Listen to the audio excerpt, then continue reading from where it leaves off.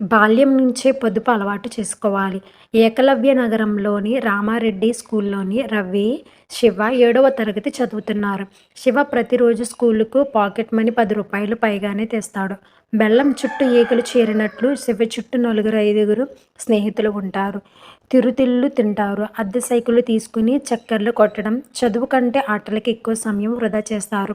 రవి ఇంట్లో ఇచ్చిన pocket money జాగ్రత్తగా హుండీలో వేసి దాచేవాడు.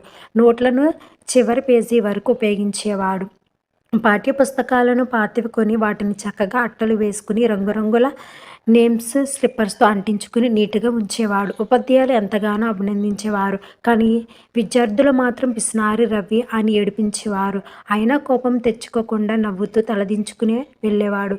శివ ఇంట్లో ఏ పని చెప్పినా చేసేవాడు కాదు. మార్కెట్ నుండి ఏవైనా సరుకులు తీసుకురమ్మంటే సమయానుకూలంగా కమిషన్ కొట్టేవాడు. ఆ డబ్బును తను పొగిడే వారి కోసం ఖర్చుపెట్టేవాడు. రవి ఉదయం ఇంటికి కావలసిన పాల బూత్ దగ్గరకు వెళ్ళి తీసుకొచ్చేవాడు. కాలనీలో ఉన్న కొందరు ఉదయాన్నే లేవలేక రవితో పాల ప్యాకెట్స్ తెప్పించుకునేవారు.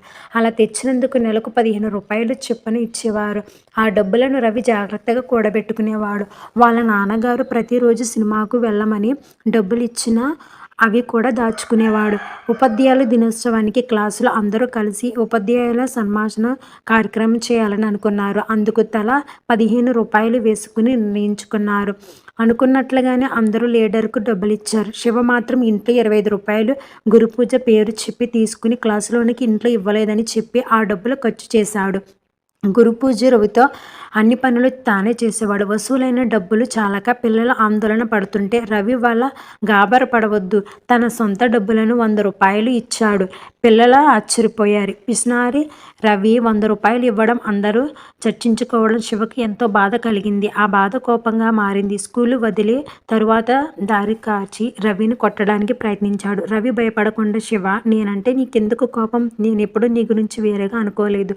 మనం చదువుకోవడానికి వచ్చాము. అలా కక్షలు పెంచుకుంటే చదువు కంటపడుతుంది. అలా జరిగితే నీ జీవితం నిన్ను గొప్పగా దీవించాలనుకున్న నీ తల్లిదండ్రుల ఆశలు చెదిరిపోతాయి. నువ్వు ఖర్చు చేయకపోయినా ఈ చుట్టూ తిరిగే స్నేహితులు నీ దగ్గరికి రారు. నన్ను కొడితే నీకు ఆనందం కలిగి కొట్టు అని నీ ధైర్యంగా నిలిచాడు. అనుకోని సంఘటనకు శివ గంగుతున్నాడు. ఆలోచన పడ్డాడు. తలదించుకుని వెళ్ళిపోయాడు. రోజు నుండి శివలోని మార్పు వచ్చింది. మార్పు శివ స్నేహితులకు బాధ కలిగించింది. శివ తన దారికి తీసుకురావడానికి విశ్వ ప్రయత్నాలు చేశారు. శివ దారికి రాలేదు. పూర్తిగా చదువుపైనే మనసు లగ్నం చేసుకుని పాత స్నేహితులు దూరం అయ్యారు. అతనుకు మార్చిన రవిపై అవమానం పెరిగింది. ఇంతకాలం రాయని నోట్స్ను రవి దగ్గరికి తీసుకుని రాకున్నాడు. చిల్లర ఖర్చులు తిరుగుళ్ళు మానేశాడు. బుద్ధిగా చదివి పరీక్షల క్లాస్ ఫస్ట్లో పాస్ అయ్యాడు. ఏకలవ్య నగరంలో 7వ తరగతి వరకే అవకాశం ఉంది. పై తరగతి చదవాలంటే పక్క ఊరి బస్సులోకి వెళ్ళాలి.